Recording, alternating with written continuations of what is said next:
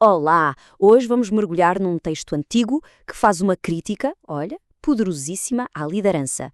E o mais incrível é a definição atemporal que ele nos dá sobre o que realmente significa servir. Para começar, vamos deixar essa pergunta no ar, porque ela vai guiar toda a nossa conversa. Um texto de milhares de anos nos oferece uma resposta que, sinceramente, continua a fazer todo o sentido hoje em dia. Ok, vamos lá. O nosso ponto de partida é o exílio babilônico. Pense num período em que o povo de Israel não estava só a sofrer com uma invasão estrangeira, mas se sentia abandonado pelos seus próprios líderes. É um cenário de crise total. E o texto usa uma metáfora muito forte. Pastores. É fundamental a gente entender que isso não se refere só a líderes religiosos, não. A ideia aqui aplica-se a qualquer pessoa em posição de autoridade, sabe? O que torna a mensagem bem universal. E esta é a acusação central do profeta Ezequiel. É uma declaração que vai direto ao ponto, né? Ela estabelece o problema fundamental.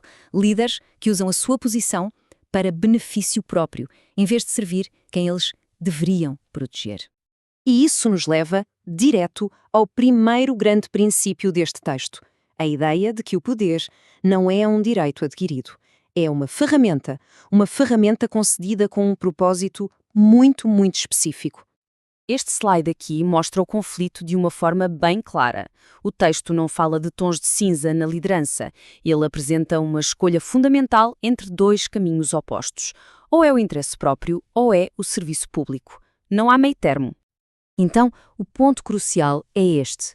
Nesta perspectiva, usar uma posição de poder para ganho pessoal não é só um deslize. É uma traição fundamental à missão pela qual aquela autoridade foi, em primeiro lugar, concedida. E aqui a gente vê como isso se conecta com o hoje. A fonte faz essa ligação direta dizendo que quando o serviço é retirado da política, o que sobra é, na sua essência, pura exploração. É uma afirmação bem forte. Agora, vamos aprofundar um pouco mais. A análise muda o foco para as consequências diretas dessa liderança falha, e o ponto aqui é surpreendente. As falhas mais graves, muitas vezes, não são as de ação, mas as de omissão. Olha só como o texto é específico sobre essas falhas. Não se fala de corrupção ativa, mas de inação. Não fortalecer, não curar, não procurar. É uma denúncia poderosa da negligência como uma das piores falhas de um líder. Esta é talvez a ideia mais cortante de todas. A condenação mais pesada não é para as más ações, mas para o silêncio. Para a falha em agir quando a ação era desesperadamente necessária. O silêncio e a indiferença são vistos como os verdadeiros pecados da liderança. E no fim das contas, a conclusão é inevitável e bem dura. O texto cria uma linha direta entre o sofrimento do rebanho e a inação dos pastores. O custo humano da indiferença, da negligência, esse é o verdadeiro tema central de toda esta crítica.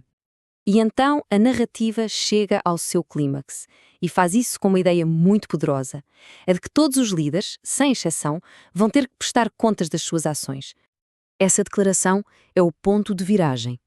Ela introduz uma autoridade maior, uma autoridade à qual todos os líderes terrenos estão sujeitos. E a mensagem é clara: a responsabilidade é inevitável. E aqui está o princípio que sustenta todo o argumento.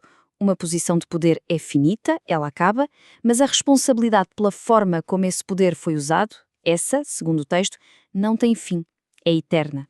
E assim a gente chega à conclusão, onde o texto não apenas critica, mas oferece a sua própria definição do que é, afinal, uma verdadeira liderança. A fonte resume o modelo ideal de liderança nestas três funções. Repare, não se trata de comandar ou dominar, trata-se de cuidar, de proteger e, finalmente, de ser responsável, de responder perante aqueles que são liderados.